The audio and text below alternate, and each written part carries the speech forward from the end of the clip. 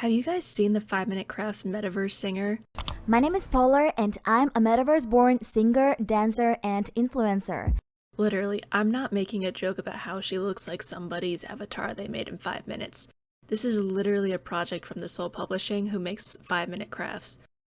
She was recently featured in a Rudders piece, and I only found out about her through TikTok that was comparing her to Hatsune Miku and calling her a knockoff, which I have to agree with. With a bunch of these new virtual influencers, the people behind them always act like they're changing the world or how influencers will be consumed, but they never do. VTubers and virtual influencers have been around for a while. We had hologram concerts for Hatsune Miku back in 2009. They aren't new, it's just a bunch of companies trying a brand new thing and claiming it as their own idea. It's very funny seeing these thumbnails for some of Polar's music videos, because they look exactly like a Troom Troom or 5 Minute Craft thumbnail. I think some might even have some of the same actors. I went on a whole rabbit hole, I'm not gonna lie, and they made it very easy to find some information about the people behind her. She only follows 10 people on Instagram. One is a Korean virtual influencer, one is a virtual influencer fan page, a few music accounts which I assume are the producers and labels she's under, and I believe the person who voices her, which is probably the funniest one. The lady who I believe voices her is a Disney edit page and YouTube channel. Like the edits from like the edits with Jack Frost and Elsa. I forgot these types of channels existed. I haven't had to remember since the time of Elsagate. And the mic for her channel on YouTube isn't the best, but the accent is the same, and I'm pretty positive that at least Polar's speaking voice is her, if not also the singing. She also follows Avakin Life, which is a knockoff Second Life that you can play from your phone. They had done a collab with Polar to do a virtual concert in the app. She took off in the virtual scene in 2021 when she performed her debut single Close to You in the video game Avakin Life. I tried to find out more about Avakin Life. I thought maybe they were owned by the same people, or the Soul Publishing was maybe an investor in the games company, but I couldn't find anything like that.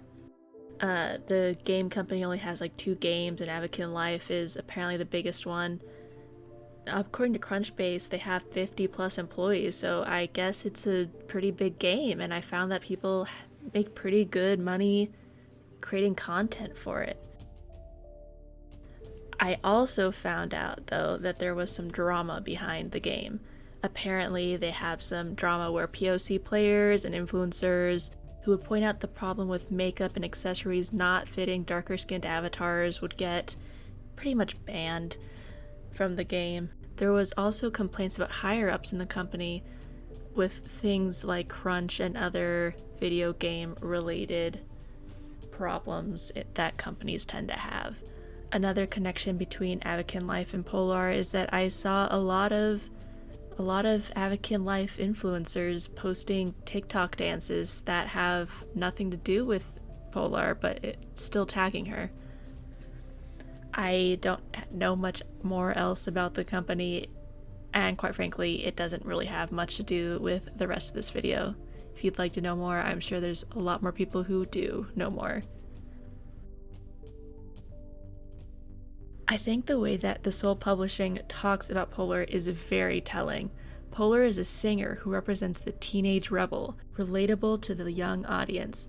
There is a search of freedom in every song and dance, and she hides her real identity on stage behind a mask.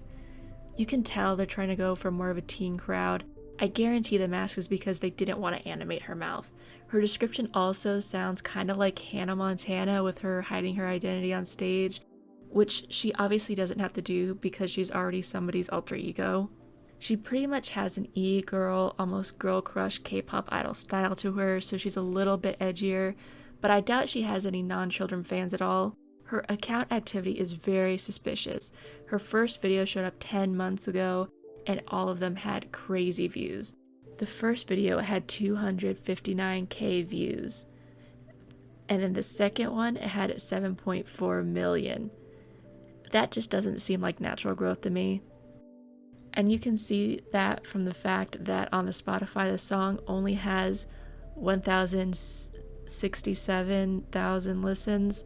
You can tell the songs aren't exactly popular. This could have been that the songs went viral in 4 non-English speaking countries, or that people are only in it for the visuals and the music by itself just isn't appealing. Also, every one of her TikTok comment sections has people asking for an app reveal. So it's not like the character design is unique or outstanding enough if people just think that she was created on an avatar creation app. You asked me a lot about the application I use. Now, finally, let me show you. So, damn, the battery's dead. Next time. It's a lot of nothing. The project brings nothing new to the table. It's not like they don't have the money. This Soul Publishing has to be like $1 billion company at this point. They could have created such a cool character, but she feels like corporate art has come to life. Most of her videos also are her mainly doing TikTok dances, which explains why I personally never saw her on my For You page. Her TikTok gets insane views, but no likes or comments to really match that activity. Most of her videos get between 10k to 20k views, which already doesn't feel right for somebody with 1.6 million followers. With every once in a while, one will get like 500,000 views. For example, this one has 23.4 likes with only 142 comments with almost 500,000 views. Her posts with like 22k views has 3,476 likes and 91 comments. I am not the first person to suggest that her followers are mainly bots. However, it's not that big of a deal for a normal person or her everyday follower, but more so it would have an effect on collaborators and sponsors, which already isn't really a thing on her page, so it's really just artificial growth to make her look more successful to possibly investors. Her latest music video is for Generation Z. I'm Gen Z. I'm a Zoomer, so this is hypothetically a theme song for me, right? I end up watching the whole thing, and the song is not good. I thought the chorus wasn't in English at first. I thought it was Korean or something, but no, I looked it up.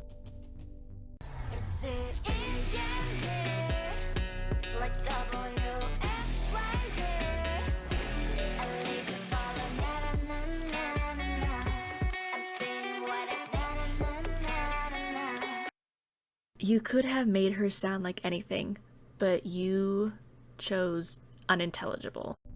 The lyrics are also just lame. They feel like old people writing for young people, and it shows.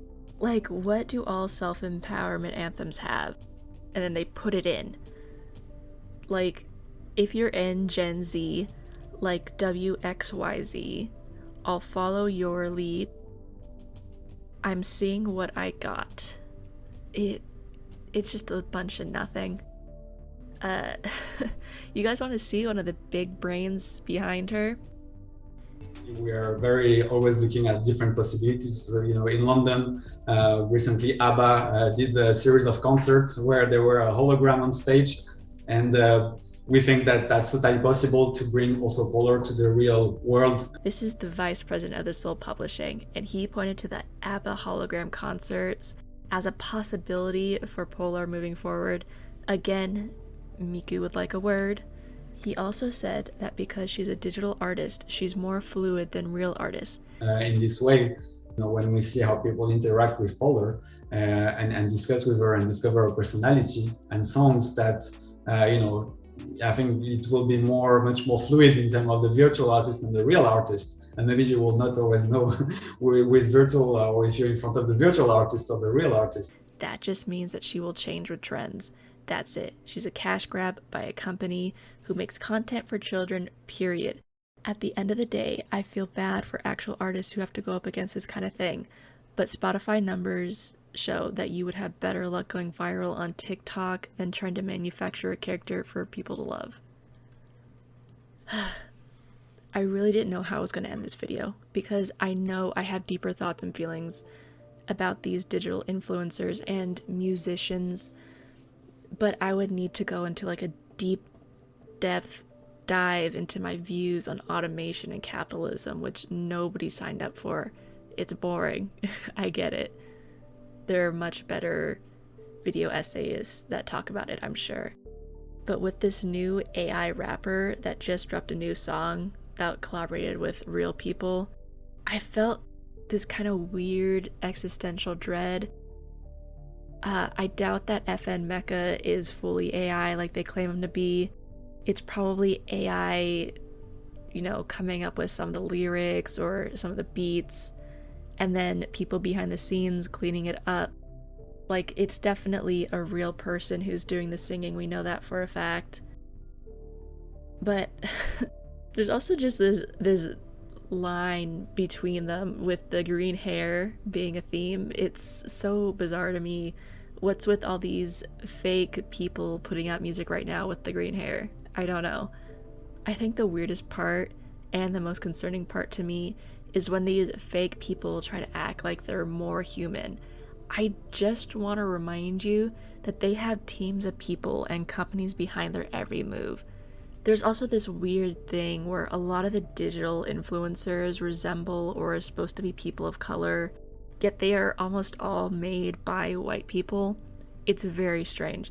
Like one of the dark-skinned models, Shudu Graham, who was completely CGI, was made by a white guy and was used as a model for actual ad campaigns.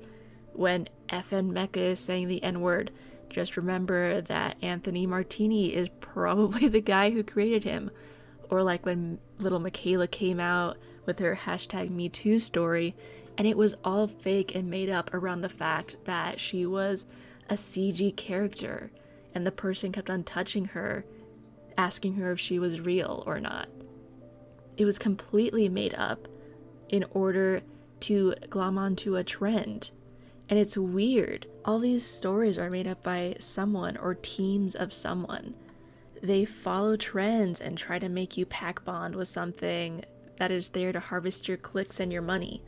There are whole companies dedicated to creating these fake influencers, so you can't even hide behind the idea that these are art projects anymore. They are money focused, so that in the future companies can just directly sell you products without having someone who might tell their actual thoughts on a product or have morals about it. If you like looking at the fashion or the art that goes behind some of these influencers, that's fine. They are, at the end of the day, just avatars with ghostwriters. Please just remember that they are trying to sell you on something, whether that be products or ideas. They have a profit margin to uphold. Have a good day. Bye!